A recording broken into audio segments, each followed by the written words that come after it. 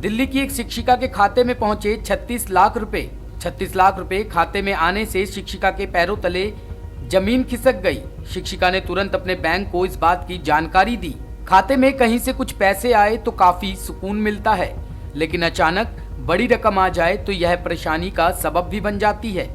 ऐसा ही कुछ हुआ तुकमीरपुर स्थित राजकीय कन्या उच्चतर विद्यालय नंबर 1 की शिक्षिका वंदना चौहान के साथ।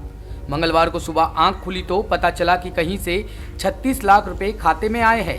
वह घबरा गई। इसके बाद बैंक पहुंचकर इस संबंध में शिकायत दी कि उनके खाते में इतनी बड़ी रकम पहुंची है। बैंक ने जांच की तो पता चला कि उत्तर प्रदेश सरकार की तरफ से राशि जारी की गई है। वास्तव में यह रकम उत्तर प्रदेश राजकीय निर्माण निगम लिमिटेड के लिए जारी की गई थी, लेकिन तकनीकी गलती से शिक्षिका के खाते में पहुंच गई। बहरहाल बैंक ने उक्त राशि को फ्रीज कर दिया। इस संबंध में उत्तर प्रदेश सरकार और राशि जारी करने वाले बैंक को सूचना दे दी। इसमें ऐसा हुआ कि कल मॉर्निंग में जब मैं उठी, अलार्म बजा और मैंने उसको फिर ऑफ करने के बाद मैंने देखा एक मैसेज पॉपअप हुआ मेरे फ़ोन में, इस फ़ोन स्क्रीन पर। तो उसमें ये था 36 लाख का कुछ अमाउंट का कुछ मैसेज था। तब मैं नींद में थी। मुझे शुरुआत में जो मेरा एक्सपीरियंस था, मुझे ऐसा लगा कि शायद मेरे अकाउंट से पैसे निकल गए।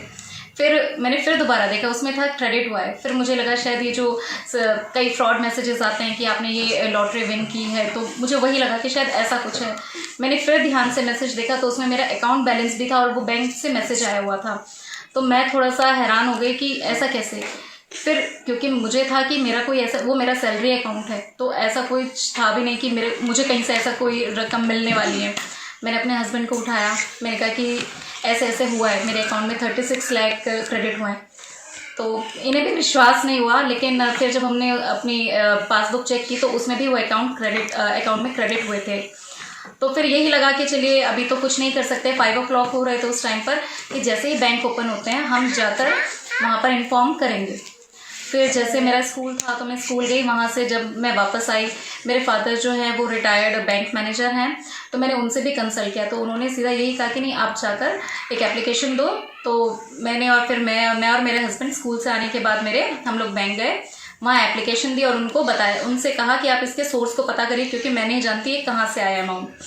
फिर उन्होंने पता किया तो पता चला कि ये यूपी गवर्नमेंट का जो अमाउंट था लखनऊ से ट्रांसफ़र हुआ था और कहीं और जाना था यूपी गवर्नमेंट के किसी डिपार्टमेंट में। जो बेनिफिशियरी नेम भी कुछ और था, लेकिन अकाउंट नंबर मेरा था, बाय डिफ़ॉल्ट वो मेरे पास आ गया। तो ठीक है, फिर उन्हें हमने कहा कि ठीक है आप इसमें देखिए क्या करेंगे। उन्होंने मेल डाला और फिर बाद में उस अमाउंट को सीज़ कर दिया, जो कि अभी थोड़ी देर पहले मेरे अकाउंट से डेबिट हो चुका है। मामला ये था, परसों हम मॉर्निंग में इसने मुझको बताया कि मेरे अकाउंट में कुछ बैलेंस आया है। मुझे विश्वास नहीं हुआ। मैंने सोचा कि वैसे ही मजाक कर रहे हैं ये। मैंने जैसे ही फ़ोन चेक करा, फ़ोन चेक करने के बाद उसमें मैसेज आया हुआ था। उसके बाद मैंने जो भी पासबुक होती है ऑनलाइन उसको चेक करा, उसमें सच में 36 लाख रुपीज़ हमारे अकाउंट में ऐड हुआ। तो उसके देख के बड़ा वो लगा कि ऐसा लगा कि कहीं हो सकता है किसी की मेहनत ही कमाई, किसी व्यक्ति की मेहनत ही कमाई कभी हमारे अकाउंट में ट्रांसफ़र ना हो गई हो। इसको मैंने अपनी वाइफ को समझाया कि जैसे ही बैंक खुलता है हम दोनों बैंक में जाके इसका सोर्स का पता करते हैं और जिस भी आदमी का ये अमाउंट होगा उसको लौटा देते हैं। उसके दिल पे क्या बीत रही होगी। इसके पश्चात ये स्कूल चली गई। इसके मॉर्निंग शिफ्ट का स्कूल है। जैसे ये स्कूल से आई, मैं अपनी वाइफ को लेके IDBI बैंक गया। वहाँ पे मैनेजर साहब से बात करी। उन्होंने अकाउंट जो NEFT की डिटेल निकाली, उससे पता चला कि ये अमाउंट तो यूपी गवर्नमेंट का है। लखनऊ से ट्रांसफ़र होना था किसी यूपी गवर्नमेंट के अकाउंट में, लेकिन गलती से वो बैंक के डिजिट का हुआ, उसकी वजह से हमारे अकाउंट में आ गया। लेकिन नेम ऑफ बेनिफिशियरी उसमें किसी यूपी गवर्नमेंट के विभाग का नाम था।